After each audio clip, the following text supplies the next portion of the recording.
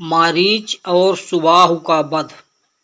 अगले दिन ब्रह्म मुहूर्त में उठकर तथा नित्य कर्म और उपासना से निवृत्त होकर राम और लक्ष्मण गुरु विश्वामित्र के पास जाकर बोले, हे गुरुदेव, कृपा करके हमें यह बताइए कि राक्षस यज्ञ में विघ्न डालने के लिए किस समय आते हैं।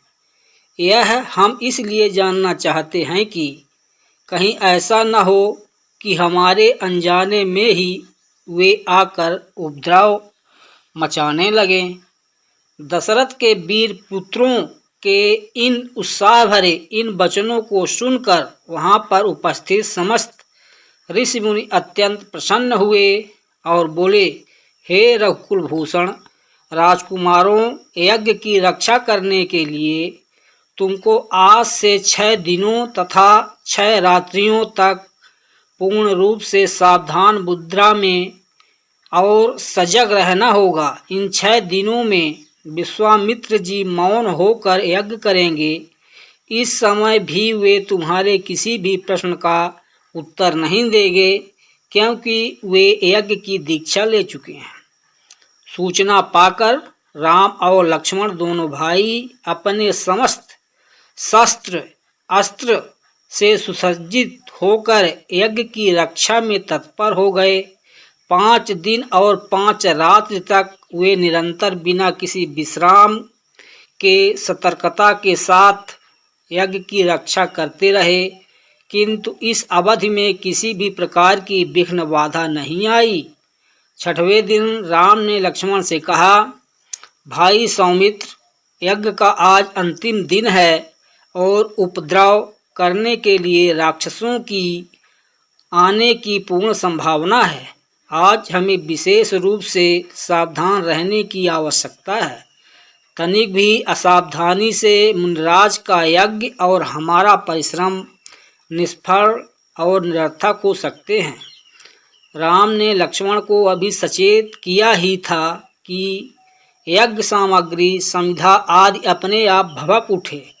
आकाश से ऐसी ध्वनि आने लगी जैसे मेघ गरज रहे हों और सैकड़ों बिजलियां तड़प रही हों। इसके पश्चात मारीच और सुबाहु की राक्षसी सेना रक्त मांस मज्जा अस्थियों आदि की वर्षा करने लगी। रक्त गिरते देखकर राम ने उपद्रवकारियों पर एक खोजपूर्ण दृष्टि डाली। आकाश में मायावी राक्षसों की सेना को देखकर राम ने लक्ष्मण से कहा, लक्ष्मण, तुम धनुष पर सरसंधान करके सावधान हो जाओ। मैं मानव अस्त्र चलाकर इन महापापियों की सेना का अभी नाश किए देता हूँ। यह कहकर राम ने असाधारण फुर्ती और कौशल का प्रदर्शन करते हुए उन पर मानव अस्त्र छोड़ा।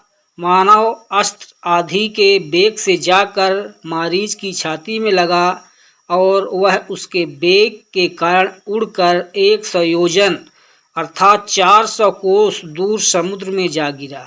इसके पश्चात राम ने आकाश में आग्नेय अस्त्र फेंका, जिससे अग्नि की एक भयंकर ज्वाला प्रस्फुटित हुई और उसने सुबाहु को चारों ओर से घेर लिया।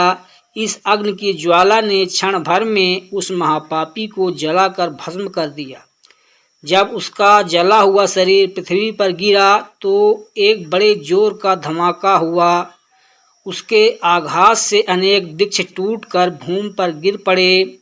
मारीच और सुबाहु पर आक्रमण समाप्त करके राम ने बचे कुचे राक्षसों का नाश करने के लिए वायव्य नामक अस्त्र छोड़ दिया। उस अस्त्र के प्रहार से राक्षसों की विशाल सेना के वीर मर मर कर ओलों की भांति भूमि पर गिरने लगे। इस प्रकार थोड़े ही समय में संपूर्ण राक्षसी सेना का नाश हो गया। चारों ओर राम की जय जयकार होने लगी तथा पुष्पों की वर्षा होने लगी।